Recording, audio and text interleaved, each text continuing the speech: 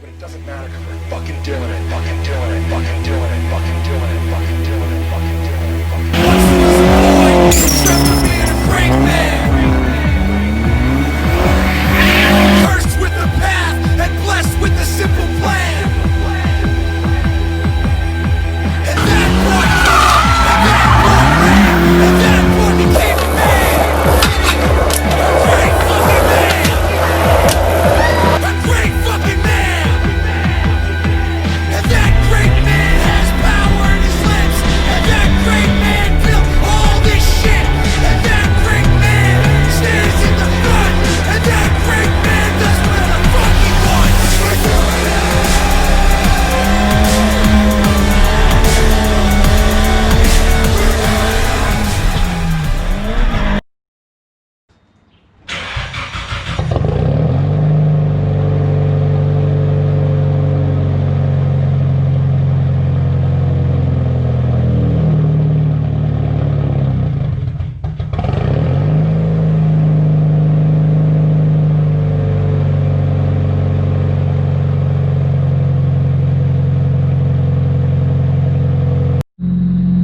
What up, players and playettes?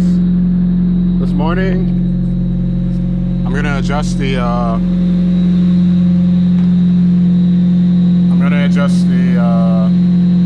ignition today. Hopefully, the firing angle when I turn the locking mode. Hopefully, the firing angle I set it to corrects the issue, because that's all I can think about. What's that weird noise?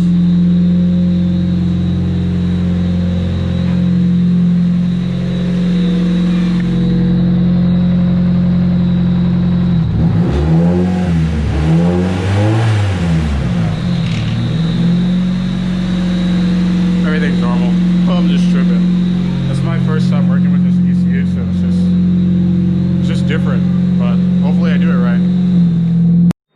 So we got wifey in the car helping me out because I can't do this by myself. You woke me up. I know, I woke her up to help me. She's a little grump right now. Why are you so grump? She's so grumpy.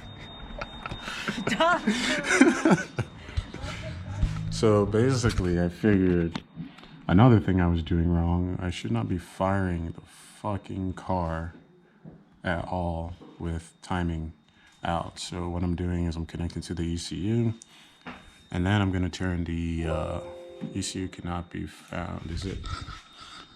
Turn the wait, let me see where the key is first off. I think the key might be in the wrong position. Yeah. All right, cool. That's why I couldn't connect. Now the ECU will connect.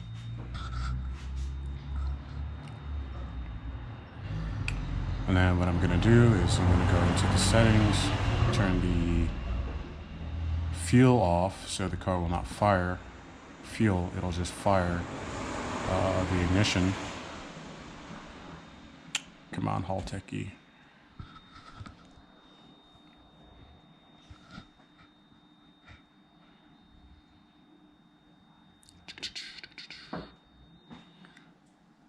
Alright, so I'm gonna go to main setup. Whoa, what am I getting? Okay. Idle control. Oh, okay, just loading. Alright, so I'm gonna go to fuel, and I'm going to disable the injectors. I'm gonna apply that. Alright, and it says the ECU must be rebooted for the settings to take effect. So I'm gonna turn off the ignition. Babe, turn the key back towards you, one click. And then you see the knob where it says 30 and it's counting down? Push it down twice or 3 times. Just push it down. Alright, cool. Now, turn the key back one click forward. Alright. Wife, you got this. You got this. I'm confident you got this. Alright, ECU connected. I'm gonna exit that and just go back. Yep, disabled the injectors. So now I should be able to shoot the timing light when she cranks it without them actually being like crazy. You get what I'm trying to do. All right, so babe, turn the car over. What? Hold the key forward. Forward. Yeah, to start it. Hold it.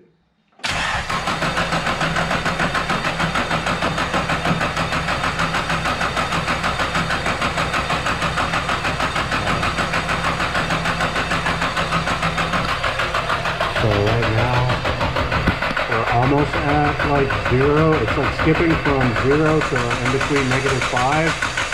So, all right, stop. What I'm gonna do is I'm gonna lock it at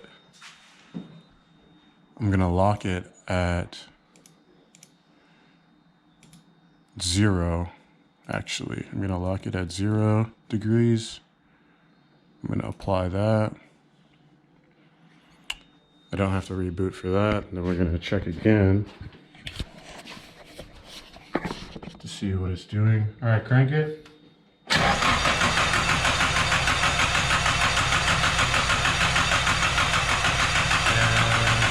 right now, it's shooting at like -5, a little behind -5.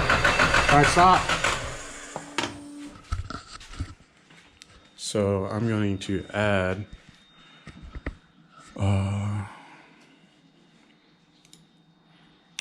where is it? Trigger. So it's at 109 now. Let's see what happens if I add, I don't know, 30 degrees.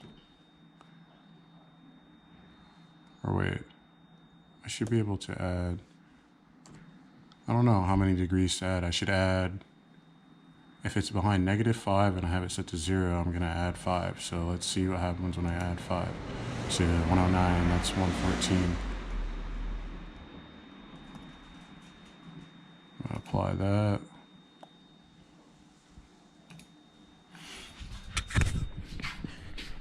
All right, let's try this again.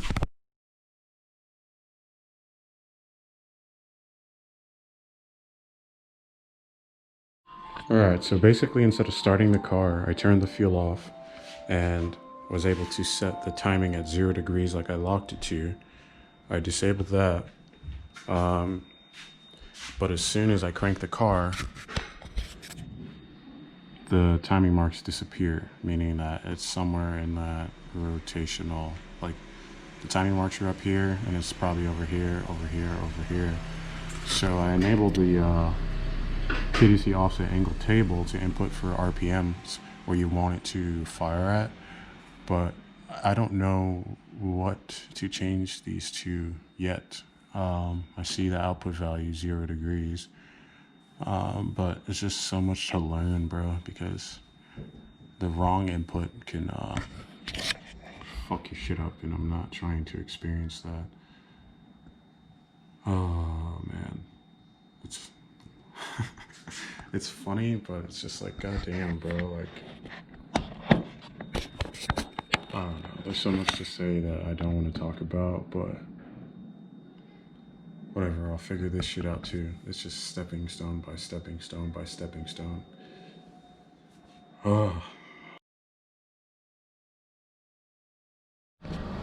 Alright, so we just did a compression test on the car just to, you know, make sense. Or not make sense, to see if anything else could be a possible issue.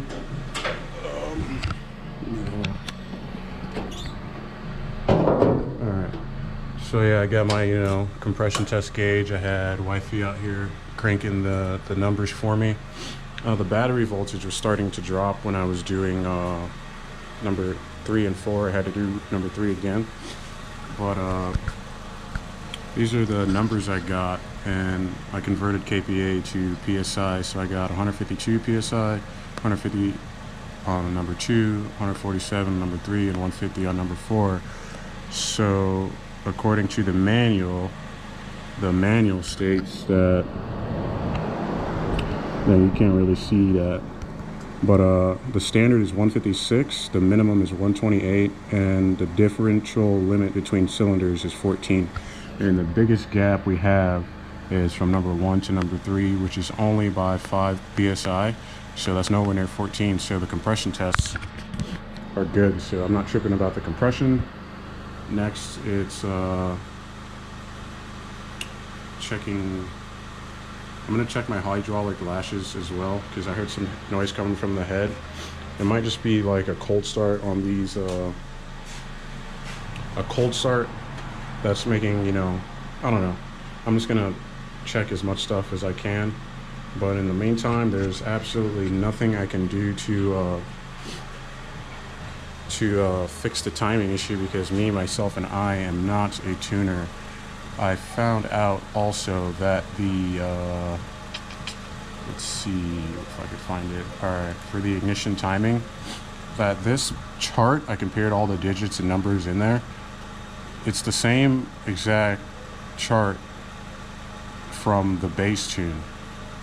So these numbers should be kind of tweaked to suit this engine because the base tune is not going to compensate timing and ignition for what I have that I learned. So yeah, it's just, I got to take this to a fucking dyno, which I'm working on with my buddy right now to get it off to like a dyno and get like a tune going on. As like a best tune, as long as I make over 410 horsepower, 420, because that's my goal for this. 420, blaze up, motherfuckers. I'm just kidding. No, I'm not kidding. But as long as I can get out like 420 out of this setup, like I'll be straight. 400 horsepower with my style of driving on Japanese circuits, I'll be good to go. So good thing we got some good numbers on here. I'm stoked for that. I was about to go buy another, I tried to like make an extension to the battery because it has to crank at like 300 RPMs and it was starting to fall off, but this wire is bad. I gotta throw this away just to connect it to my battery and then the van battery back there, but didn't work out, but we're getting closer, man. So it's not compression. I hope that knocking noise, not the knock, it's loud. It sounds like fucking the cam load is like either the hydraulic lash failed on one of them now, but I've had rod knock like 4 times. This will sound like rod knock, and from what I told, that wouldn't happen from me adjusting the timing like at idle by another tuner. But yeah, man, getting closer and closer to figuring out what the fuck is going on, man. I really think it's just this. We also had an issue where when we were testing the car, that the turbo, it literally melted. See, I had to replace this fucking the vent hose that runs from the head down to the block. The turbo was like glowing red as soon as we got like off the last exit back home. It was like glowing red and it caught that hose on fire, man. So my friend was saying there's too much fuel being unburnt causing the turbo to glow, or I have a stuck oil feed or something like that, but I don't think it's that. The oil feed's fine. Everything's getting oil how it's supposed to. I verified that. Yeah, man, it's just a whole learning process, man, and I ain't gonna quit. I don't give a fuck if this engine blows the fuck up. I will take this shit out, machine what I have to machine, and rebuild it. I'm not just gonna go buy another SR. Like, I want this to be like my build. I did this shit. So we'll see when the time comes, man. It's all just a learning lesson. Literally all this shit and trials and tribulations I've been going through, like shit from the shop, screwing me over to like this. It's like, I realize now, like the lesson behind that is to be a race car driver, you have to know the ins and out of any system in your car, so you know what goes wrong, or you get what I'm getting at. Like, you need to know every little detail about your car. So I realize that's what this is teaching me about, because I learned a fuck ton. I'm telling you, and I've touched everything from the front all the way to the back of the car, including electronics and all that shit. Everything's changed, man. So it sucks that I went through what I went through, and I'm going through what I'm going through, but I'm blessed to be learning these valuable lessons before I take it to the next step of actually becoming a Pro 2 driver, or not Pro 2, a pro driver out here in Japan. So again, I feel like I want to say embarrassed for my performance, because if you watch the video, I'm driving a line. It's just a car. I'm embarrassed. I went out there expecting different results, and like the car held me back. I got the skill, man.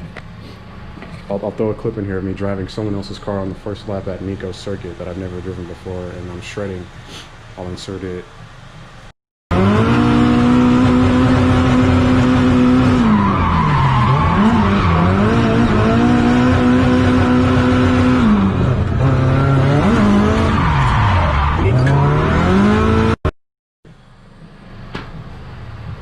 But still pretty cool to have D1 on my car. I'm stoked, man. I did my best, man. That's all that matters. I'm gonna continue to do my best. So until next time, hopefully it's at the dyno. I'll catch you on the flip. Y'all have a blessed day. Y'all have a good day, man, and continue to chase your dreams. One love from Japan with love. Peace. My life be like